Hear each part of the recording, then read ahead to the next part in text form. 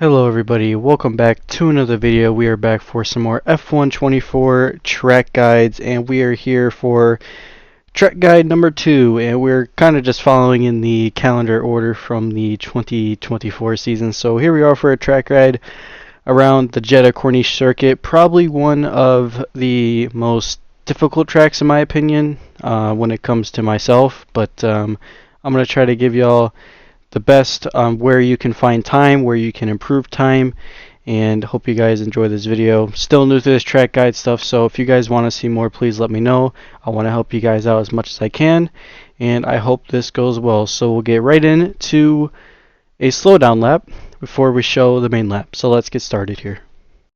Alrighty, here we are now on the track, and we're going to go for a slow lap, obviously, like I said the first time. So here we go. Before you're starting a lap around the Jeddah Corniche circuit, you kind of want to run out, do it like they do in real life. You want to run out very wide, just to start your lap out so you really get the best run.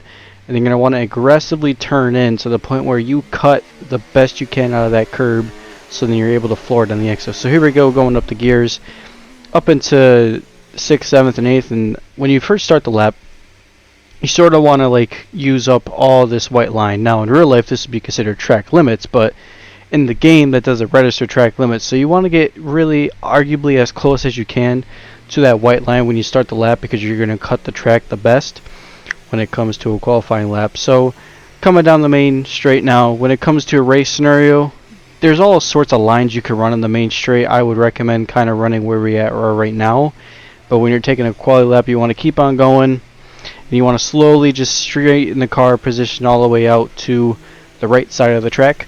And as we go down into the braking zone here, you want to brake it around the 75, maybe closer to this yellow marker right there. That that yellow marker the lights indicating. So when it comes to turn 1, you want to kind of tackle that curb. Sometimes the orange curb does kind of offset a car just a little bit, and then you want to mount this curb into turn number 2 as you approach the exit of turn 3. Now, turn 3 is very difficult to kind of get right because you tend to lose a little bit of traction coming off of turn 2. But thankfully, you just have to be a little bit more careful. So we're going to review just a little bit when it comes to the exit. So when you straighten your car out for the exit, you kind of want to use all this track, and you want to kind of play with the white lines, because the Jeddah circuit, you can actually play with the white lines quite a lot, and you actually won't get track limits. So it's mainly that white line right there, that's kind of where the track limits is. And thankfully now Jeddah, with it being updated, you can kind of run out wider just a little bit more, which is good. So going up through here, arguably you would want to stay in around 7th gear is where you're going to want to be, and then brake at the 50 meter board, go down to 5th or 4th gear. I used 4th gear. 5th gear would probably be optimal, but I feel like 5th gear was just better for me. And you want to just really attack that curb. Again, it's a very tricky corner, because you can easily smack the wall and just take your tire off. And then you position yourself for the exit. Now, you could put the car on the curb. I found it to be a little bit useful, so you would want to attack that curb, but we did make quite a few mistakes on our lap.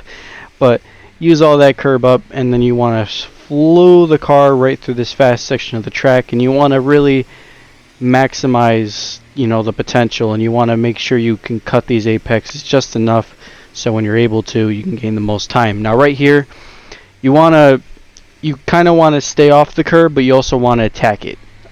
Sometimes taking this curb can offset the car, sometimes it won't. It just depends on where you are. Personally, for me, when it comes to qualifying or race scenarios, I usually would sometimes stay off the curb. Sometimes if you're trying to push, maybe it's worth to attack it. But that should be flat out through there. And then right here, this is a very difficult part of the track, because obviously you position yourself for the exit. On the exit, it's a sausage curb, and you can easily get beached on the curb to the point where you cannot position your car for the next corner. So very difficult. You want to make sure you're basically half your tires are on it on the left side of your car. And then right here, so when it comes to qualifying, you're going to be in 6th gear when you're in the qualifying lap. When you're in a race scenario, you shoot back down to 5th. This corner right here, very tricky, because you can easily lose the car a little bit in the exit. So a slight lift off the throttle might be necessary, and then as you approach the exit, use up all the exit curb. Thankfully it's a lot better now because the curb is more realistic than what it was in the past 3 F1 games where they were sort of like flat, and then 23 they kind of somewhat got it right, but it was still a sausage. And as you approach down into the, I don't know what section of the track you call this, but you go down to this sort of core area. So brake it around the 50, maybe the 45-ish. Very, very slow left-hander as you approach. I wouldn't say it's too slow. It's a very quick left-hander. And as you can see through here, you want to kind of sort of be in the middle of it and kind of playing with the curb a little bit, getting close as you can. You could position yourself to the point where you just eat that curb on the left side, but I tend to just lose the car a little bit when I take it like that, so I'd recommend being a little bit wide as you approach the exit of the corner. You want to get close to the wall, but you also want to make sure you don't hit the wall on your qualifying lap or in any race scenario. And then right through here, like I said before, as we approach turn number 2 and 3, the white line is the track limit, so make sure you cut basically almost all of the track coming down, because that overall will just make it feel better for you. This is it's a little bit more wider now, which is good. You kind of can see more of the cars. So as you approach here, you're going to be roughly around 7th gear, and you're going to shift down into 5th gear through this corner. And this corner is very, I would say it's not inconsistent, but it's very tricky to sort of nail it, because you know you can easily lose the car and you can lose the back end, or something will feel weird. So you take that, and then you're going to want to use this curb. I would recommend we're going to reverse back here just a little bit. I'd recommend kind of going like that, staying off it, but also utilizing it at the same time. Race scenarios, I'd sort of stay off it because you tend to kind of lose the car just a little bit. And you want to get as close as you can to the exit and to that exit wall. You want to get very close, because that's where you're really going to chuck it down. So it is very, you do tend to hit the wall there just a little bit, but trust me, you want to use all that exit.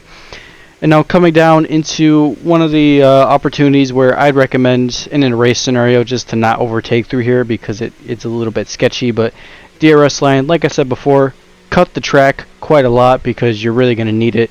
And like I said before, the white lines, the curb does the white lines on the outside is sort of what does that. So now approaching to one of the hardest corners of this entire racetrack, in my opinion, the hotel section. So you're going to want to go down into roughly 5th to 4th gear. And like I said, it's a very fast corner. Use all this corner on the exit, or on the entry, and then use this outside curb for your exit. Now, it is tricky because sometimes you tend to lose the car a little bit. But if you put half, or roughly half your car on that, you will nail it.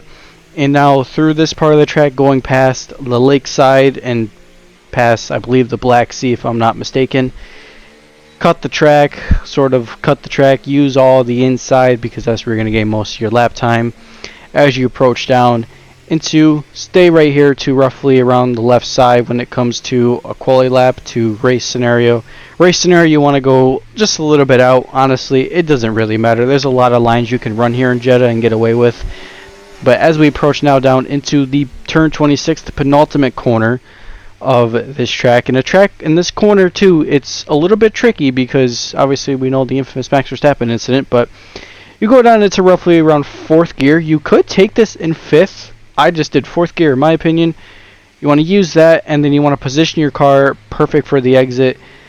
Get close to the wall, not too close, and then it's a straight line. And then, like I said before, you sort of want to do the Logan Sargent line and use all that curb right there, and that's where you're going to gain all your lap time. So that is a lap around the Jeddah Corniche circuit. It's not one of my best tracks, so I'm trying to help you guys out as much as I can, but I'm sorry if this track guide is a bit iffy. But I'm going to guys give you the setup. Hopefully this setup works for y'all. If it doesn't, I apologize. So here we go for the front wing. 25 on the front, 13 for the rear. That's where I found ultimately the best.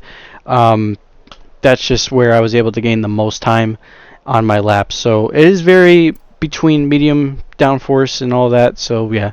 Next up, differential 75, 55, 70. That is what I found to be the best for me. You could probably, I feel like that would ultimately, arguably be perfect. And then next up for the suspension geometry, all the way to the left when it comes to toe out and toe in, though, you want to go 0.5 and then 0.17. That is just 10 to what I found, but all the way to the left when it comes to camber and rear camber. Next up, front suspension 38, rear suspension's at 5, roll bars 1611, ride heights at 2358. The ride height is sort of, you can kind of play with the ride height just a little bit, and the brake pressure's at 100, differential at 54. Tire pressures, you could probably chuck them all the way to the right. I just did 28.5, 27.5. That is what I found, but that the rear tire is at 26.5. So that is my setup, and this lap, which was a 127.601, put us roughly top 5,000. So not a bad lap. It still could find a little bit more time in it, but Jeddah is a very difficult track for me, so I do apologize. But that is a track guide of Jeddah. I hope you guys enjoyed this video. I'm sorry it wasn't the best video, but now I'm going to give you guys into a fast lap of my lap. Hope you guys enjoyed this video. If you want to see more of these, please let me know, and I will see y'all in the next one. Here's my lap around the Jeddah Corniche circuit.